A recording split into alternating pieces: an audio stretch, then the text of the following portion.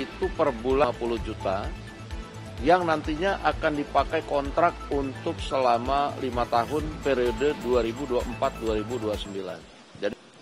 Jadi memang kita akan jelaskan kepada masyarakat bahwa tunjangan perumahan itu pada saat anggota DPR dilantik bulan Oktober 2024, itu anggota DPR sudah tidak mendapatkan fasilitas perumahan di Kalibata. Nah, sehingga dipandang perlu untuk kemudian memberikan fasilitas rumah berupa dana untuk kontrak rumah.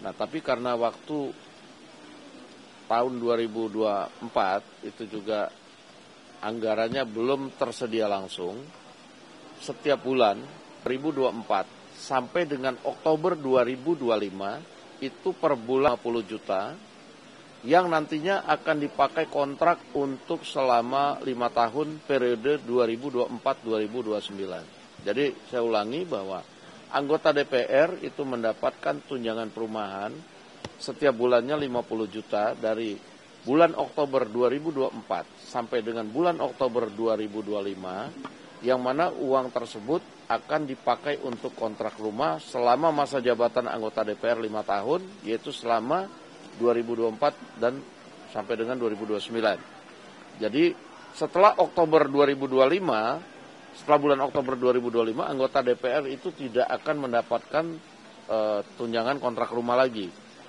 Nah, jadi itu diangsur dari Oktober 2024 sampai Oktober 2025. Jadi setahun setiap bulannya 50 juta yang akan dipakai untuk biaya kontrak selama 5 tahun. Jadi nanti jikalau teman-teman melihat daftar tunjangan di bulan November 2025 itu yang 50 juta sudah nggak ada lagi itu ya. Mungkin memang penjelasannya kemarin kurang lengkap, kurang detail sehingga mungkin menimbulkan polemik di masyarakat luas. Jadi memang karena anggarannya tidak cukup untuk diberikan sekaligus sehingga diangsur selama setahun, itu juga untuk keperluan kontrak rumah anggota DPR selama 5 tahun. Demikian. Angka 50 jutanya itu didapatkan dari mana sih Bang? Ada yang bilang kan dari Menkyu, ada bilang dari Setjen atau seperti apa? Saya kurang jelas itu kemudian diputuskannya itu, biasanya diputuskannya di Menkyu, tapi kemudian usulannya kemungkinan dari Sekretariat Jenderal dengan hitung-hitungan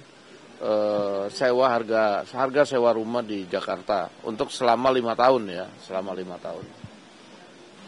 Oke, jadi jelas ya bahwa itu adalah untuk sewa selama 5 tahun.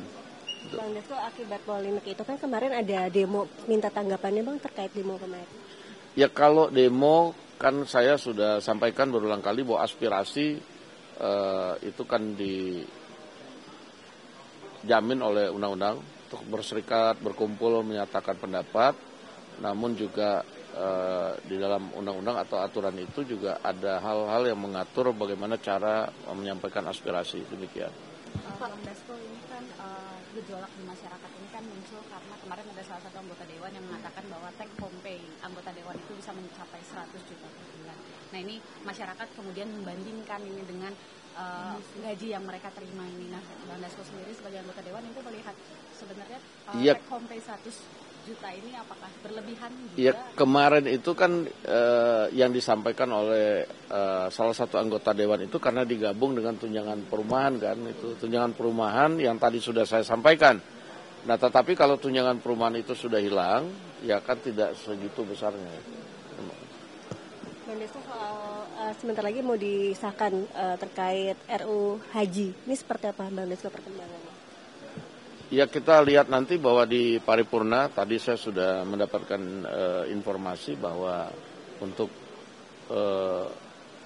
revisi undang-undang haji itu sudah dirakerkan tingkat 1 dan nanti sebentar lagi akan diparipurnakan, demikian. Pak, artinya ada kementerian baru nanti Pak? Ya kalau lihat dari revisi undang-undang tersebut konsekuensinya ada kementerian baru, tapi kita akan serahkan kepada pemerintah nanti bagaimana pemerintah mengaturnya mengenai jumlah kementerian, apakah ada yang ditambah kemudian ada yang dikurangi atau kemudian ada yang digabung, kita serahkan kepada pemerintah. Demikian. Ada desas-desus kalau tanggal 28 Agustus nanti akan ada demo lagi Pak mengenai tuntutan yang kemarin tanggal 25. Kalau dari tanggapan pimpinan gimana? Tanggal 25 yang mana ya? Tahun 5 kemarin. Iya, bukan, maksudnya tuntutannya kan tuntutannya apa ya? Soal tunjangan dan Karena setahu saya tanggal 28 itu kan ada aspirasi dari teman-teman buruh menyikapi keputusan MK yang ingin agar undang-undang perburuan itu dikeluarkan dari Omnibus Law.